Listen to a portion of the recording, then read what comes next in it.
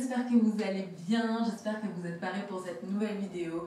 Moi personnellement je suis plus que contente parce que c'est notre première vidéo de 2024. Donc avant que je commence, avant que je vous parle des choses que j'aurais aimé savoir avant de venir vivre ici, laissez-moi tout d'abord vous souhaiter une bonne année. Meilleurs vœux en fait, que 2024 soit votre année. Je sais pas c'est quoi vos objectifs, hein, mais en tout cas j'espère que vous allez les atteindre. Et je pense que pour beaucoup, l'un des objectifs c'est de venir en Corée du Sud, que ça soit pour voyager ou que ce soit peut-être pour vivre, PVT, travailler, enfin bref, ce que vous voulez. Et du coup, je pense que cette vidéo, elle sera pas mal du tout. Avant qu'on commence cette vidéo, je voulais aussi vous remercier pour toutes les personnes qui ont regardé les ODM, donc les One Day With Me, et qui m'ont donné des retours, que ce soit sur Instagram ou en dessous des vidéos. Donc merci beaucoup, ça me fait plaisir, j'aime bien savoir que ce que je vous propose, vous aimez bien. Pour ceux qui ne le savent pas, ça fait maintenant 5 mois, 5 mois déjà que je suis ici en Corée du Sud, que je vis à Séoul. Et du coup, il y a des choses que je savais déjà avant de venir, mais il y a des choses dont j'ignorais totalement l'existence. Et à force de vivre ici, de vivre des aventures, tous les périples que je vis au quotidien, en fait, j'ai appris plein de choses. Il n'y a pas de règles, vraiment juste ça va venir comme ça va venir, mais je pense que, et j'espère surtout que ça vous sera utile et que vous en apprendrez un peu plus avec cette vidéo. Il y a tellement de points à aborder que je ne savais même pas par où commencer, mais je me suis dit qu'on va commencer par crescendo. Vous voyez, on va faire petit à petit. Déjà, une chose à savoir, ici dans les magasins, il y a énormément de magasins, surtout dans les underground, donc ça veut dire sous les métros, un peu comme le marché, mais c'est pas le marché en fait, c'est vraiment high level, ce sont juste des magasins qui sont en dessous et c'est pas forcément des marques connues internationales ou quoi que ce soit, ce qui fait que les prix sont vraiment pas chers. Mais par contre, il y a une des choses à savoir, c'est que les tailles sont souvent des tailles uniques. Ça veut dire que vous pouvez pas aller voir la vendeuse et lui dire « Hey, j'aimerais bien du S ». Elle va te regarder, elle va dire « taille unique ». Donc en fait, si tu fais du XL, si tu fais du S, du M et que le haut ne te va pas, en fait, vraiment pars, tu trouveras pas ta taille. À l'inverse, il y a aussi une des choses qui m'a choquée ici, et sachant que je fais 1m72, je crois, 1m71, 72, bref, je fais 1m71, 72, ça dépend le jour, la nuit, tu connais. Les pantalons, il n'y a pas beaucoup de pantalons à notre taille, nous les personnes avec de grandes jambes. Par exemple, quand tu vas dans un magasin Zara ou que sais-je, tu vas avoir un pantalon en fonction de ta longueur. Donc il y a le S, il y a le M, etc. pour la largeur du pantalon, et tu vas avoir la longueur. En termes de longueur, quand je vous dis que j'ai des pantalons sautés, quand je vous dis que j'ai des pantalons qui sont trop courts pour ma personne, c'est réel. Ici, pour avoir des pantalons à ma taille, en tant que grande femme, considérée ici grande, parce que je ne suis pas si grande que ça, mais ici pour eux, je suis super grande, c'est très difficile de trouver un pantalon à sa taille. Je vous jure que c'est chiant quand tu fais du shopping. Du coup, petite astuce, vous pouvez aller chez H&M, chez Zara, ou alors chez les hommes. Vraiment, si vous n'avez pas le choix et que vous voulez un pantalon, essayez, parce que franchement, ça peut être compliqué. Un autre truc aussi, en parlant de shopping, du coup, il y a quelque chose que... je sais pas si c'est pour tout, mais ça m'est arrivé plusieurs fois, donc je pense que oui. J'ai pas lu les petites règles générales de vente, mais quand par exemple vous achetez quelque chose, que ça soit une veste, que ça soit un produit chez Daiso, pour ceux qui ont déjà vu ma dernière vidéo One Day With Me, vous savez de quoi je parle. Parfois les produits que vous achetez, en fait vous vous êtes rendu compte une fois à la maison, je sais pas pourquoi, vous les voulez plus en fait, vous voulez vous faire rembourser. Chez nous, qu'est-ce qu'on fait? On va dans n'importe quel Zara, H&M, ticket de caisse, produits, comment on dit, avec étiquette, en bon état, etc. Ici, vous devez retourner dans le magasin où vous avez acheté votre produit. Une fois, ça m'est arrivé. Je suis là, j'ai acheté mon manteau, etc. Je l'ai acheté au Starfield, donc à Gangnam, vous savez, où il y a la belle bibliothèque, etc. Et j'avais acheté mon manteau. Donc une fois que je suis arrivée chez moi, je me rends compte que le manteau est trop grand pour moi. Alors je l'avais essayé et tout, mais bref, on passe les détails. Et du coup, je me suis dit, tranquille, je vais aller au centre commercial qui n'est pas très loin de chez moi et je vais me faire rembourser. La dame m'a dit que non, quand tu veux te faire rembourser un article, tu dois aller dans le magasin où tu l'as acheté. Donc faites attention parfois quand vous achetez certains produits et que vous êtes super loin de chez vous, pensez à ça. Ou alors essayez-le bien comme il faut une fois dans le magasin, d'accord? Ça peut vraiment vous être utile. Qui dit magasin dit évitablement l'argent. L'argent en Corée du Sud, je trouve que on n'en parle pas assez. Moi, je le sais, j'étais déjà venue en Corée avant de venir vivre en Corée du Sud et du coup, j'avais déjà remarqué ce point-là. Mais le fait de vivre ici, de payer ses factures au quotidien, en plus d'avoir une vie sociale, je peux vous dire que l'argent ici, ça part comme de l'eau. Mais très sincèrement, l'argent, vraiment, ça part comme de l'eau. Parce que entre les cafés que vous faites régulièrement, parce que nous on a la culture en France de sortir, d'aller boire un verre, etc. Mais ici, je sais pas comment vous expliquer, mais vous êtes amené à consommer. On est vraiment dans un pays de consommation ici où tu te rends pas forcément compte, mais tu vas dépenser ton argent. Ça veut dire que, par exemple, tu vas être là, oh purée, le café il est genre à moins de 2 euros, en vrai, vas-y, je m'en paye un, tu vois. Donc tu commences comme ça, petit café du matin à moins de 2 euros, grand truc, tu te dis, ah, c'est stylé. Tu pars dans la journée, ah, j'ai un peu faim. En France, tu t'aurais dit, ah, je vais attendre le midi pour bien manger. Ici, tu es là, tu te dis, oh, vas-y, c'est bon, je vais aller au Seven, je vais aller m'acheter un truc à manger et tout, c'est pas cher. Et en fait, la journée, elle passe comme ça, etc. Surtout au début, tu vois, quand tu viens d'arriver, si tu es en mode vacances, l'argent va partir. Mais si tu vis ici, c'est vrai qu'au début, je sais que les 2-3 premiers mois, les 2 premiers mois, tu es vraiment en mode lifestyle de riche. Vraiment, tu crois trop, t'as l'oseille de ouf parce qu'en fait, t'es tout le temps dans la conversion de ce que tu dépenses. Donc tu te dis, eh mais c'est pas cher, eh mais ces baskets elles sont pas chères, oh là là, mais ce restaurant-là pour deux, on a que pour 15 euros, mais allons-y. Et en fait, tu fais ta vie d'aloca pendant 1 mois, 2 mois, jusqu'à ce que tu te rendes compte qu'en fait, tous les jours, tu dépenses à peu près entre 40 et 60 euros et tu t'en rends même plus compte en fait. Parce que tu fais plus trop tes comptes. Tu vois, c'est surtout un peu à la fin quand tu vois que toute ton application, que tu vois que tous les paiements ils sont passés. Et tu dis, ah, 40 euros en une journée. Et en fait, quand tu regardes bien, tu te dis, mais qu'est-ce que j'ai fait avec ces 40 euros-là? Parfois, tu fais des journées où tu as dépensé entre 30 et 50 euros. Tu n'as pas forcément fait du shopping de fou, tu n'as pas forcément fait une activité de fou, mais t'es parti voir quelqu'un, vous avez bu quelque chose, après t'as revu quelqu'un d'autre, ou alors vous avez fait un café, après vous avez faim, vous allez manger, tu vois. Donc, quelque chose que je voulais vraiment dire ici, c'est faites attention à votre budget et prévoyez plus que ce que vous pensez en fait. En parlant d'argent, il y a quelque chose aussi que je voulais vous dire, c'est faites attention aux scams. Aux scams, qu'est-ce que c'est? Ce sont des arnaques pour les étrangers. Il y a de plus en plus d'étrangers, que ce soit français, américain, australien, everything, everyone, etc., qui viennent s'installer ici. Donc, c'est-à-dire que maintenant, il y a des gens, tu vois, ils sont là, ils réfléchissent un peu, ils se disent, mais s'il y a plus d'étrangers, il y a de manière de se faire de l'argent. Viens, on les arnaque. Parce que vous croyez trop que les Coréens, ils sont là, amour, joie, paix. Non, c'est faux. Il y a des Coréens qui font aussi des arnaques, qui font du business. Si vous regardez des K-dramas, s'il y a des mafias, s'il y a des gens bizarres, etc., qu'il y a autant de prisons, c'est pas pour rien. Il y a des gens qui font des scams. Mais moi, il m'est arrivé une chose une seule fois qui apparemment est pas forcément que pour les étrangers. Parfois, ils essayent aussi de le faire aux Coréens. Ce sont les taxis. Alors, les taxis ici, c'est pas cher du tout. Il y a des applications, les taxis que vous pouvez faire hey comme ça dans la rue. Il y a Kakao T, donc Taxi T, pardon, donc c'est avec cacao. Vous avez même Uber aussi qui fonctionne. Uber est un peu plus cher que les autres, ce qui est normal, mais c'est moins cher qu'en France quand même. Sachez que je prends régulièrement des taxis, j'ai jamais eu ce problème là. Et là en fait pour le 1er janvier, je sais pas ce qui s'est passé, j'étais avec mes copines et en fait on était d'un point A à un point B. Donc si vous avez vu, j'ai vu Jay Park en concert ce jour-là, c'était génial.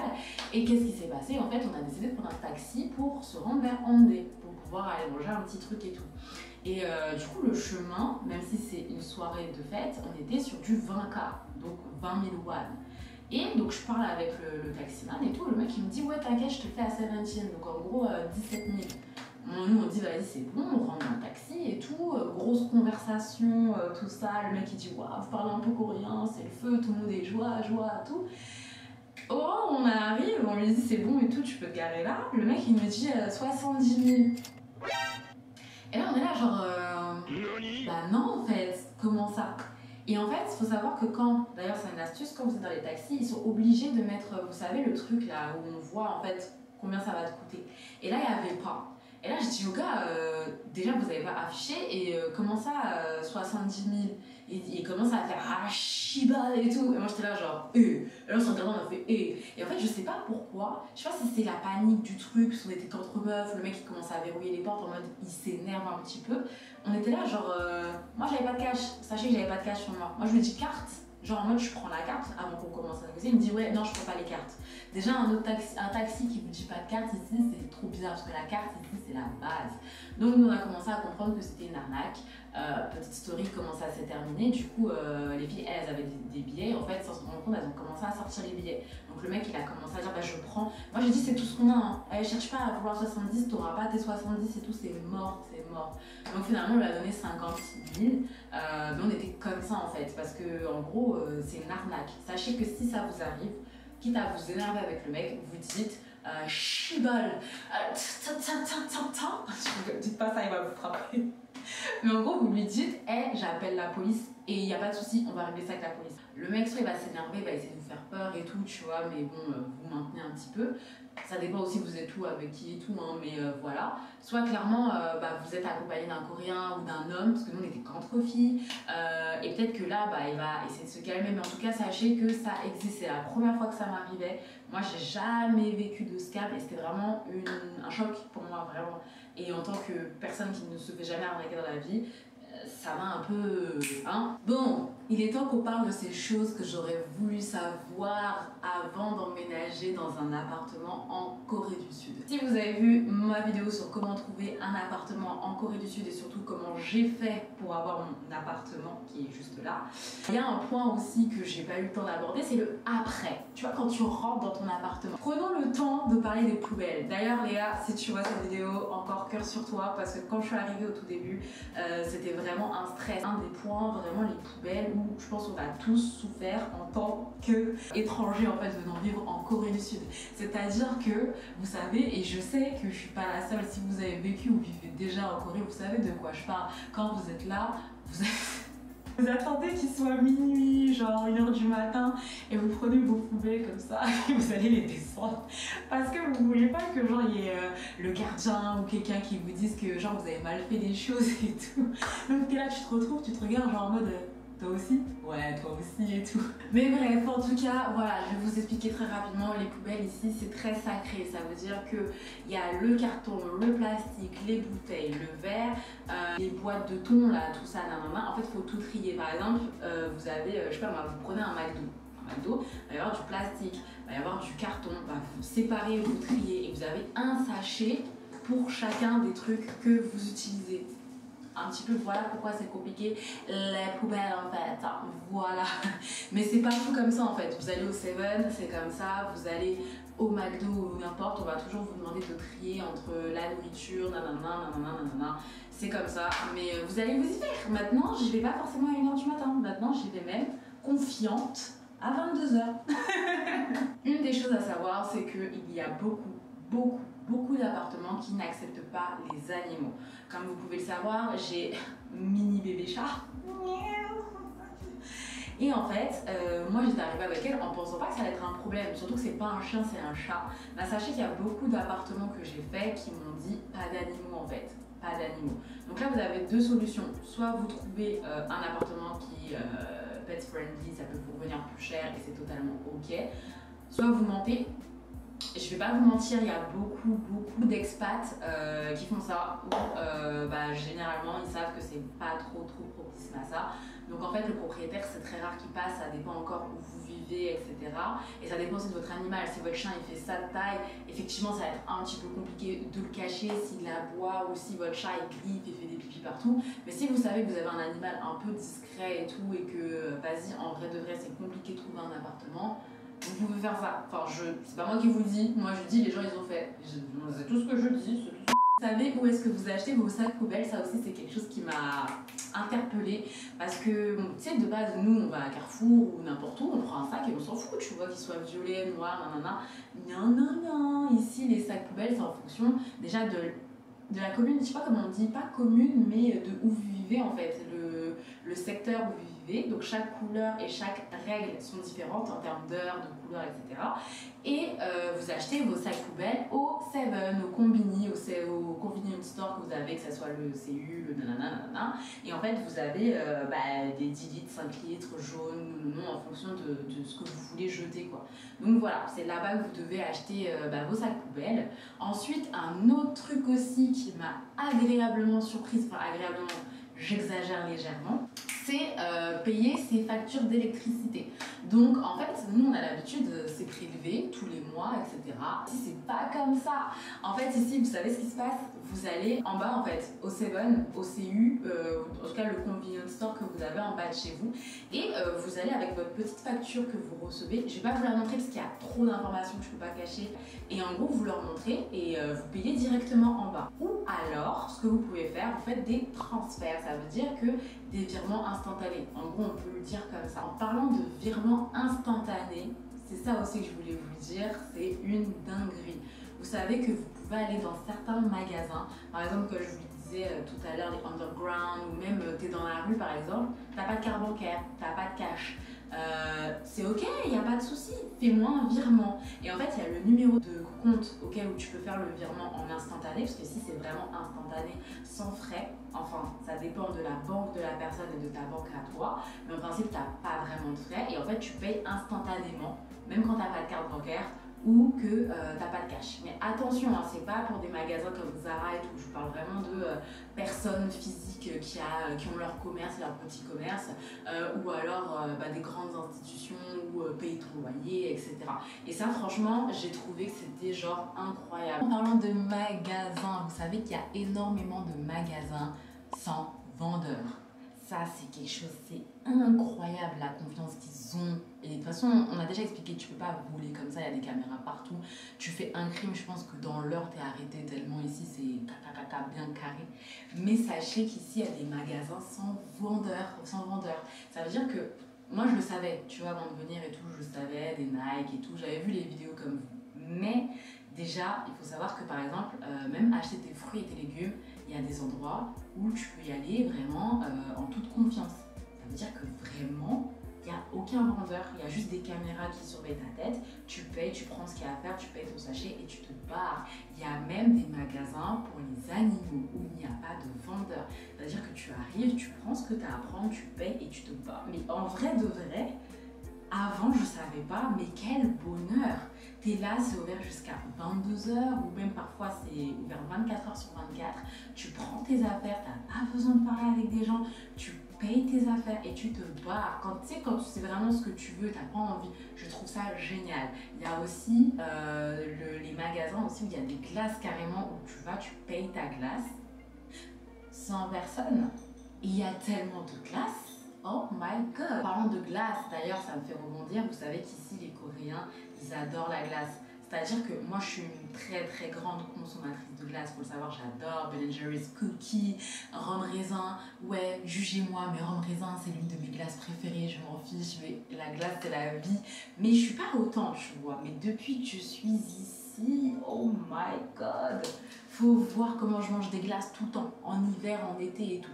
Pourquoi? Parce que déjà, ça coûte rien. Franchement, on est sur la plus chère, en tout cas, dans les 100 vendeurs, elle est à 1200. 1200, c'est même pas l'équivalent, je crois, si je dis pas de bêtises, de 50 ou 60 centimes, ce qui est absolument rien du tout. Il y a tout le temps des nouveaux goûts, il y a tout le temps, il y a trop de choix. Donc en fait, glace. Surtout qu'ici, après une bonne soirée alcoolisée ou même en général, ils aiment bien manger des glaces. C'est vraiment une institution, la glace. Je sais pas pourquoi. Mais du coup, moi, je suis rentrée dedans et j'adore les glaces. Sachez que ça peut, mais il fait moins 11, on peut vous proposer une glace et c'est trop cool en fait. Depuis tout à l'heure, je vous parle, mais je vous ai même pas dit quelque chose d'incroyable. Je vous ai parlé des animaux, mais je vous ai pas dit la place des animaux ici en Corée. À quel point c'est incroyable! C'est-à-dire que, déjà, au cas où vous ne le sauriez pas, ici en Corée, le taux de natalité est l'un des plus bas au monde. Donc, je sais pas dans le classement ils sont combien, mais ils sont très bas. Donc, du coup, il n'y a pas beaucoup de naissances. En gros, c'est ça, tu vois. On en reparlera tout à l'heure dans une des autres choses. En gros, quand je suis arrivée ici, je le savais pas. Voilà, première chose, je le savais pas. Et du coup, je voyais plein de poussettes autour de moi. Et j'étais là genre... des poussettes, oh, c'est trop mignon. En tant que personne normalement constituée, tu vois une poussette, tu vois quand tu passes comme ça, t'avances et tout, t'attends que la poussette elle passe pour voir la tête de l'enfant. Première fois que ça m'arrive, je vois un chien, genre un caniche, j'étais là genre Tu te dis bon la personne elle est un peu bizarre, tu vois, genre c'est elle est comme ça et tout, elle a envie de promener son chien, ça arrive, il y a des gens particuliers.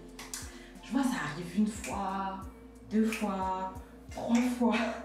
Je dis, c'est quoi ça? Tu vois, même il y a des gens qui ont des bandoulières et ils mettent leur chien, genre, et ils marchent comme ça. Il y a des couples comme ça. Mais il y a des institutions, il y a des poussettes avec, tu sais, pour les couvrir de la pluie. Il y a des petites tenues. Mais quand je vous dis, les animaux ici, c'est incroyable. C'est-à-dire qu'ils n'ont pas d'enfants, mais du coup, ils investissent tout ce qu'ils peuvent pour leurs animaux comme si c'était vraiment leur enfant. C'est-à-dire que vraiment ici, c'est leurs enfants. Ils sont considérés comme leurs enfants. Ils sont parfaits. C'est-à-dire que quand je dis parfait, vous savez, ils aiment bien prendre soin d'eux déjà, les Coréens, etc. en général. Ben pour leurs animaux, c'est exactement la même chose. C'est-à-dire que tu vas avoir des chiens, aucun poil qui dépasse. Vraiment un pelage, tu te dis mais waouh, tu vois. En tout cas, la place des animaux ici, elle est vraiment très importante. Et du coup aussi, une des choses qui est en rapport avec les animaux, comme je vous disais, c'est les enfants. Ici, il n'y en a pas beaucoup. Et comme il n'y en a pas beaucoup, du coup, le gouvernement, il essaye de faire en sorte que les couples maintenant, déjà qu'il y ait des couples qui se forment, que les gens se marient, et surtout qu'ils aient des enfants. Donc, c'est-à-dire qu'il y a des campagnes maintenant de des enfants. Si tu as un enfant, tu peux avoir des aides de l'État parce que tu as fait un enfant. Par exemple, avoir un appartement ici, ça coûte une blinde, mais une blinde la caution. Vous le savez, j'en ai déjà parlé dans une autre vidéo. Et du coup, il y a certains, comment on dit, maires de villes, etc., parce que ici, les termes ne sont pas pareils, qui ont mis en fait en place des systèmes d'aide, de merci de t'être engagé, tu vois ou pas. Par exemple, tu vas prendre un appartement, on va faire en sorte que tu aies des aides pour que l'appartement, la caution qui est extrêmement élevé deviennent beaucoup moins chers en fait et accessibles pour que les jeunes couples en fait décident de passer le cap de se marier et ensuite vous savez de procréer en fait. Vu que déjà la vie elle est chère ici entre guillemets, en tout cas c'est difficile de se visualiser propriétaire ou des trucs comme ça, etc. Du coup, tu as beaucoup de gens qui préfèrent rester seuls, qui préfèrent ne pas s'engager, qui préfèrent ne rester en couple comme ça, à mi-temps comme ça, pour pas forcément se marier et que ça leur revienne trop cher. Donc en fait, je pense que, mine de rien, c'est ça qui fait que le taux de natalité aussi, ça joue un petit peu, tu vois. Et en plus de ça, pourquoi? Parce que tu as aussi des femmes qui, une fois qu'elles deviennent mamans, aux yeux de la patrie, aux yeux du monde, aux yeux des autres, en fait, elles deviennent des mamans. Elles ont plus ce statut de femme en fait, elles deviennent avant tout des mamans et même par exemple partir en congé mat, etc. c'est perdre en fait ta capacité, comment on dit, perdre en fait l'avance que tu avais et qui est une personne plus jeune, plus fraîche, ou en tout cas même si tu as un congé mat de 3 mois ou je sais pas, en fait qui soit plus réactive, plus compétente que toi finalement. Et c'est ça qui fait que les femmes, elles veulent pas en fait rentrer dans ça, elles veulent continuer à être indépendantes, à gérer leur argent, à pas dépendre de quelqu'un ou que quelqu'un dépende d'elles. Donc du coup elles préfèrent tout simplement attendre avant d'être mère ou alors elles ne veulent pas d'enfants. Donc ça rejoint un petit peu le fait que les animaux aient pris cette place, le fait que le taux de natalité aussi descende à ce point-là et aussi pourquoi, ça c'est un sujet trop long je pense pour cette vidéo, mais pourquoi aussi ils vont rentrer un petit peu ici dans ce truc de ok on veut un peu plus d'immigrés ici pour que ça soit un peu plus dans le venez procréer pour un petit peu augmenter le taux de natalité. Donc c'est pour ça que vous avez des nouveaux visas en fait qui rentrent en vigueur comme le digital nomade ou etc. C'est pour pousser aussi les gens à rester un petit peu plus sur le territoire parce que effectivement eux c'est pas tant des travailleurs qui vont avoir besoin, ça va être plus voilà. En parlant de mariage et tout, avant de se marier, il faut être en couple et être en couple ici c'est wow, il y a tellement de choses que je pourrais vous dire sur ça, c'est incroyable. C'est vrai qu'il y a cette institution de couple qui est vraiment beaucoup mis en avant. Et vous allez voir énormément de couples. Ça, on vous l'a déjà dit, je pense, dans d'autres vidéos, d'autres youtubeurs, etc. Mais à savoir quelque chose, c'est que les couples sont très présents, surtout le week-end. Pourquoi je vous dis le week-end? Parce que comme vous le savez, les Coréens, tant qu'ils ne sont pas mariés, même si je pense que ça a tendance un petit peu à changer, mais juste un petit peu, ils ne peuvent pas quitter le nid familial, ou alors ils vivent seuls. Du coup, qu'est-ce qui se passe? C'est que le week-end, ils réservent des motels. Et oui, donc c'est pas comme nous où tu dis tu vas à l'hôtel pour faire ce que tu as à faire. Non, ici c'est encore différent. Ici c'est vraiment en fait on va prendre un hôtel pour pouvoir faire des trucs d'amoureux ensuite et être ensemble. Donc c'est vraiment le vendredi soir, tu vois énormément, mais en plus où je vis, il y a beaucoup d'hôtels autour de moi, hein, donc je sais de quoi je parle. Tu as plein de petites valises, des gens avec plein de petites valises, des gens qui se retrouvent, oh, tout ça. Et en fait, c'est très mignon, mais quand toi, t'es dans la vie active et t'as des trucs à faire, le week-end, c'est très fatigant parce qu'en fait, t'es pas dans une culture où tu sais, en France, t'es là, vas-y, bouge, vas-y, mais trace, ou tu vois, on n'a pas le temps pour ça. Ici, tu les laisses être mignons, tu les laisses se tenir la main, tu les laisses faire tout ça, et du coup, ben, ça te fait perdre parfois énormément de temps. Voilà, mais du coup, donc oui, le week-end, vous voyez énormément plus de couples dans des activités, que ce soit les pop, que ce soit les restaurants, les trucs un peu touristiques, un peu cute et tout. Il y a beaucoup de couples le week-end, plus qu'en semaine. Et genre vraiment, vous sentez la différence et vous vous dites, oh waouh, ok, je comprends. La culture du couple ici, c'est vraiment un sujet, je pense que je pourrais en parler, en faire une vidéo complète tellement c'est intéressant et tellement il y a de choses à dire. Un autre truc, la culture du ghostage ici est très utilisée. Et pas forcément relation homme-femme, hein, je parle vraiment en général, même femme-femme, etc. Et vous allez passer un moment ensemble, je sais pas, vous êtes rencontrés à une soirée, restaurant, vous avez énormément parlé, échange d'Instagram, échange de cacao, vraiment, tu te dis mais waouh, il s'est passé un truc entre nous, une connexion, c'est une nouvelle relation. Surtout quand tu viens d'arriver, tu te dis mais oh, c'est trop bien, on a tellement de points en commun et tout. Et en plus quand vous vous quittez, vous parlez, vous vous dites putain, on ira se boire un café. Toi t'es là genre oui, on ira se boire un café, vraiment. Envoie un message quand tu peux et on y va. Et vous n'avez plus de messages, vous n'avez plus de nouvelles. Et même quand vous relancez, hein, parce que tu sais, c'est dans notre culturel en fait, on s'est dit que est-ce que t'es dispo cette semaine? Cette semaine, je sais pas et tout. Et en fait, vous allez l'apprendre. Il y a des gens, ils sont pas tous comme ça. Il y en a, c'est vraiment. Ils vont vraiment vous voir, vous allez vraiment aller boire un verre, vous allez vraiment. Il va se passer quelque chose, la relation va se créer, etc. Mais vous allez aussi avoir ce qu'on appelle du ghostage. Ça veut dire qu'ici c'est la technique de oh ben on se voit bientôt, on va boire un café, etc. Et en fait ils vous reverront jamais. C'est juste histoire d'être poli, de garder entre guillemets tes réseaux sociaux, tes cacao, etc. Mais on va plus se revoir en fait. Et ça au début, je sais que pour certaines personnes ça peut être pas un traumatisme, il ne faut pas abuser, mais vraiment quelque chose en mode je comprends pas ce que j'ai dit, ce que j'ai fait, je comprends pas et tout. Et en fait, il faut pas le prendre pour soi, c'est vraiment dans leur culture. Ils le font pas qu'avec nous, ils le font vraiment avec même entre eux. Donc la culture du ghostage est réelle. Moi, ça m'est déjà arrivé, hein. Genre, ça m'est déjà arrivé. Ah oui, aussi un autre point qui vous plaira, c'est l'anglais. Si vous prévoyez de venir ici, que ce soit en vacances, que ce soit pour vivre, PVT, whatever, ce que vous voulez, vous allez vous dire, mais de toute façon c'est bon, je parle anglais, je vais me débrouiller. Déjà, non, le coréen ici est important. Il y a des gens qui ne parlent vraiment pas anglais. Il y a des villes, surtout quand vous quittez Séoul, où clairement ils vont vous parler coréen. Clairement, l'anglais ils ne maîtrisent pas, à part tu sais, les trucs de base, genre hi, hello, cappuccino, hananana, c'est tout. Par contre, à l'inverse, il y en a qui ont la flemme de vous parler en anglais, mais qui parlent bien anglais. Il va y avoir deux catégories. Ceux qui ont peur de parler en anglais parce que tout simplement ils ont peur que vous les jugiez, parce qu'ils ont peur de ne pas avoir un bon niveau. Et vous avez les autres, ceux qui savent très bien parler anglais, mais qui ont juste la flemme de parler en anglais et qui se disent de toute façon, elle a l'air de savoir parler coréen, et du coup, vas-y, on va parler en coréen en fait. Mais combien de fois ça m'est arrivé, je suis là, je galère avec mon coréen pour exprimer des choses, pour commander au resto et tout, et à la fin c'est là, yeah, it was good. And I was like, fuck, do you speak English actually? Oh yes, but I'm not sure about my English. Et c'est là genre, fuck you, tu vois ce que je veux dire?